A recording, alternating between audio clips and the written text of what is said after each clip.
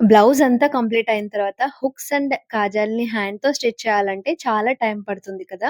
కానీ 2 నిమిషాల్లో మెషిన్‌తోనే ఈజీగా మనం ఈ హుక్స్ అండ్ ఐస్‌ని స్టిచ్ చేసేసుకోవచ్చు. చాలా నీట్ ఫినిషింగ్ ఉంటుంది. ఇంకా మనం అది హుక్స్ పట్టి, ఐ పట్టి స్టిచ్ చేసేటప్పుడే వీటిని కూడా స్టిచ్ చేసేస్తాం కాబట్టి మనకి చాలా టైం సేవ్ అవుతుంది. ఈ మెథడ్ చాలా మందికి యూజ్ అవుతుంది. సో, స్కిప్ చేయకుండా ఎండ్ వరకు చూసేయండి. ఇది లాగినా కూడా రావట్లేదు. చాలా పర్ఫెక్ట్‌గా ఉంది. నేను మీకు చూపించడానికి కాటన్ ఫ్యాబ్రిక్ పైన డిఫరెంట్ కలర్ థ్రెడ్‌తో చూపిస్తే మీకు క్లియర్‌గా అర్థమవుతుందని ఇలా చూపిస్తున్నాను. ఒక పీస్ హుక్స్‌కి అండ్ ఒక పీస్ కాజాలు స్టిచ్ చేయడానికి తీసుకున్నా. ఒక 3 ఇంచ్ విడ్త్ ఉన్న ఫ్యాబ్రిక్ తీసుకోవాలి మనము. లెంత్ అనేది మన హుక్స్ పట్టి కంటే కొంచెం పెద్దగా ఉండాలి. అలాంటివి 2 పీసెస్ తీసుకోవాలి. ఒక పీస్‌ని ఫస్ట్ ఇలా మనం ఎంతైతే గ్యాప్ తీసుకున్నామో 0.25 ఇంచ్ ఆర్ హాఫ్ ఇంచ్ ఆ గ్యాప్‌తో ఇలా స్టిచ్ చేసుకొని, రివర్స్ చేసేసుకోవాలి. ఇప్పుడు మనం ఇంకొక పీస్ సేమ్ సైజ్‌లో కట్ చేసుకున్నాం కదా! దాన్ని ఇలా ఫోల్డ్ చేసుకొని, ఈ పీస్‌ని మనం రివర్స్ చేసుకున్న పీస్ పైన ఇలా పెట్టుకోవాలి. ఎగ్జాక్ట్ ఫోల్డింగ్ మీద కాకుండా కొంచెం పక్కకి ఒక 0.25 కంటే కూడా కొంచెం తక్కువ పక్కకి ఇలా పెట్టుకోవాలి. తర్వాత మనం హుక్స్ గ్యాప్ అనేది 0.75 ఇంచ్ ఉండేటట్టు పెట్టుకోవాలి. అంతకంటే ఎక్కువ పెట్టుకుంటే మనకి నీట్ ఫినిషింగ్ ఉండదు. తర్వాత దీనిపైన ఇలా స్టిచ్ వేసుకోవాలి. ఎక్కడైతే మనం హుక్స్ ఇస్తామో దానికి అటు సైడు, ఇటు సైడు ఒక లైన్స్ లాగా ఇలాగా మనం స్టిచ్ చేసుకోవాలి. వీడియోలో చూపిస్తున్నట్టుగా గ్యాప్ ఇచ్చి, ఇప్పుడు మీకు క్లియర్‌గా అర్థమయ్యేలా నేను చూపిస్తా చూడండి. మన హుక్స్ దూరేటట్టు ఇలా చిన్న చిన్న గ్యాప్స్ మనం ఇచ్చుకుంటాము. ఇలా స్టిచ్ చేసుకొని మన హుక్ ఇక్కడుంది కదా! ఇప్పుడు ఈ హుక్‌కి అటు సైడ్ ఒక లైన్ స్టిచ్ చేయాలి. ఇటు సైడ్ ఒక లైన్ స్టిచ్ చేయాలి. ఆ మధ్యలో ఉన్న గ్యాప్‌లోంచి మనం హుక్‌ని ఇన్సర్ట్ చేసుకుంటాము. దానికోసమే అలా స్టిచ్ చేసుకోవాలి. అటు సైడ్ ఒక లైన్, ఇటు సైడ్ ఒక లైన్ హుక్‌కి స్టిచ్ చేసుకోవాలి. ఆ గ్యాప్ అనేది కూడా ఒక 0.25 ఉండేటట్టు స్టిచ్ చేసుకోండి. అంతకంటే ఎక్కువ స్టిచ్ చేసుకోవద్దు. అప్పుడు హుక్స్ లూజ్ అయిపోతాయి. ఆ గ్యాప్ ఇంకా కొంచెం మీకు తక్కువున్నా పర్వాలేదు. ఇక్కడ మీరొక ఇంపార్టెంట్ పాయింట్ గుర్తుపెట్టుకోవాలి. ఇక్కడ లైన్స్ స్టిచ్ చేస్తున్నాను కదా నేను. ఆ 2 లైన్స్‌కి కూడా మన మధ్యలో స్టిచ్ రాకూడదు. అప్పుడే మనకి హుక్ ఇన్సర్ట్ అవుతుంది కదా! లైన్స్‌లో మనం ఇక్కడ నేనిలా టర్న్ చేసి ఇక్కడ డైరెక్ట్‌గా స్టిచ్ చేసేసానంటే అది హుక్ ఎలా దూరుతుంది? దూరదు కదా! నేను అందుకనే దీన్ని ఫ్యాబ్రిక్‌ని కొంచెం ముందుకు మూవ్ చేసి అప్పుడు స్టిచ్ చేసుకున్నాను. అక్కడ స్టిచ్ పడకుండా. ఆ గ్యాప్‌లోంచి మనం హుక్స్ అనేది ఇన్సర్ట్ చేస్తాము. అలా మొత్తం కూడా స్టిచ్ చేసేసుకోవాలి.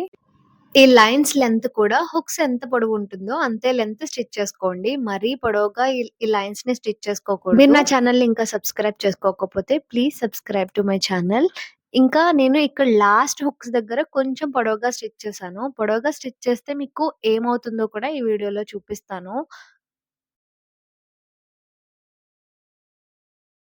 ఇలా మొత్తం స్టిచ్ చేసుకున్న తర్వాత మెషిన్ నీడిల్ ఉంటుంది కదా! దాన్ని తీసుకొని ఈ హోల్స్‌లోకి మనం ఇన్సర్ట్ చేసుకొని ఒక లేయర్ ఓపెన్ చేస్తే మనకక్కడ హోల్ కనిపిస్తుంది.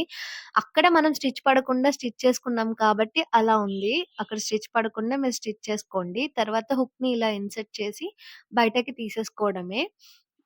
అలా అన్నీ కూడా మనం ఇన్సర్ట్ చేసేసుకోవాలి. ఈజీగా మనకి ఎక్కడ హోల్ ఉన్నదన్నది క్లియర్‌గా కనిపిస్తుంది. ఇలా మెషిన్ నీడిల్ ఫస్ట్ ఇన్సర్ట్ చేసుకొని లాగితే ఆ హోల్ క్లియర్‌గా కనిపిస్తుంది. దాంట్లోపడికి ఇలా మనం హుక్‌ని లోపడికి దూర్చి దాన్ని తిప్పేసుకోవడమే. ఇది పొడవుగా స్టిచ్ చేశాను కదా! సో, అలా స్టిచ్ చేస్తే మనం హుక్ ఇన్సర్ట్ చేసిన తర్వాత అక్కడ చిన్నగా నుడతల్లా వచ్చేస్తుంది. సో, అందుకనే అంత పొడవు స్టిచ్ చేసుకోకండి మీరు. పర్ఫెక్ట్ మనకి హుక్స్ ఎంతుంటుందో అంత లెంత్ స్టిచ్ చేసుకుంటే సరిపోతుంది.